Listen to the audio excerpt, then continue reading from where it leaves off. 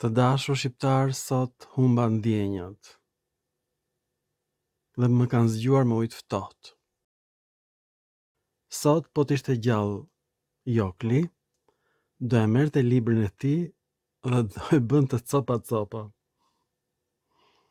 Norbert Jokli është përpjekur gjithë jetën, madje ka sakrifikuar jetën për gjuhën shqipe.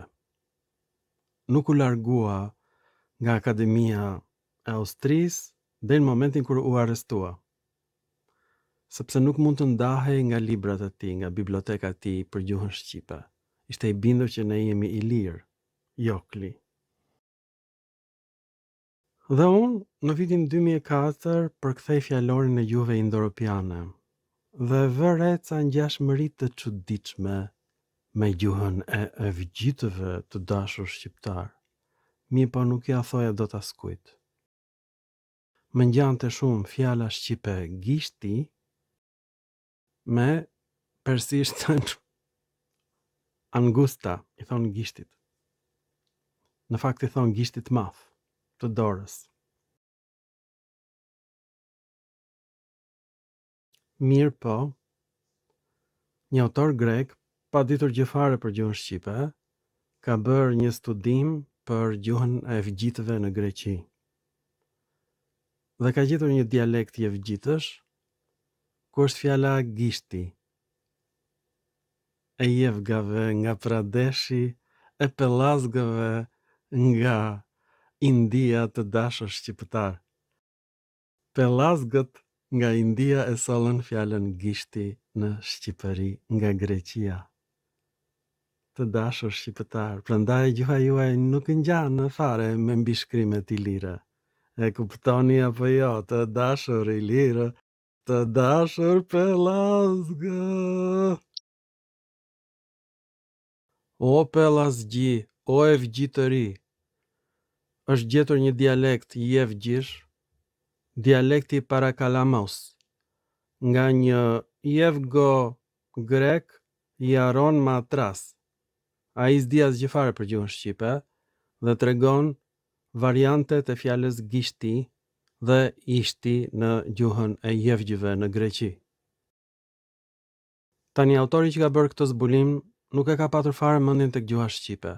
Ai ka vënë re palatalizimin e fjalëve në gjuhën e evgjitëve dhe ai mendon që nga fjala isti ka ardhur fjala gisti në gjuhën e jevgjëve. Mirë po unë e kam gjetur se nga vjen në të vërtet. Ta shikojmë se si është origjina e kësaj fjale, gishti. Po ta shikoni me kujdes, kjo fjalë është shfaqur për herë të parë tek jevgjit në Indi, varianti angusht. Dhe kjo përkon me variantin e persishtes së vjetër. Edhe në persishten e vjetër është angusht. Po kështu është dhe në gjuhën shqipe. Gishti. Uja ka dhënë i në gjuhën e jevgjve dhe në gjuhën shqipe, të dashur shqiptar. Kjo është shumë e trishtueshme. Pra, me fjalën gishti, fjala shqipe hyn në familjen e gjuhëve të arianëve të Indis të dashur shqiptar. Tani do ta shikojmë nga ana e prapme se si është krijuar kjo fjalë. Pra, unë jam nisur nga gjuha sanskrite, angusta, dhe nga angusta ka dal gishti në gjuhën jevgjite dhe pastaj ka hyrë në gjuhën shqipe. Tani, ku gjendet kjo fjalë? Unë kam futur sot në maj të vitit 2025 në rënjën 89.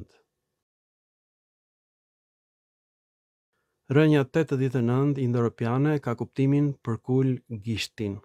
Fjalë për fjalë, nga fjala përkul gishtin e madh, doli kuptimi i fjalës angushta në gjuhën sanskrite, në gjuhën perse të vjetër, pastaj kjo bë fjala gishti në gjuhën e jevgjve në Greqi dhe në Shqip është dhe varianti gishti edhe glishti.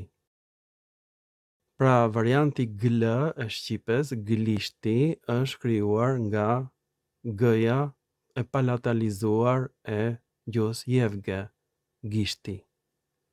Kjo është origjina e fjalës gishti të dashur shqiptar. rënja 89 indo-europiane.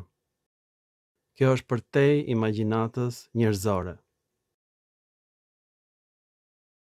Të dashur shqiptar, sot, kështu duken dardhat dardane, të zvjerdhura, të rrudhura, të plakura, dardhat tona, rinore, jevgore, pellasgore, dardhat e dardanit. Të dashur shqiptar, u rrudhën, u plakën, doli dardani, jevgu më në fund.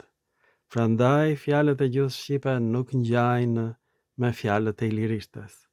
Të gjitha mbishkrimet në Shqipëri ilire janë greke dialekti dorik, ndërsa shqipja gishti, tani futeni gishtin ku të doni.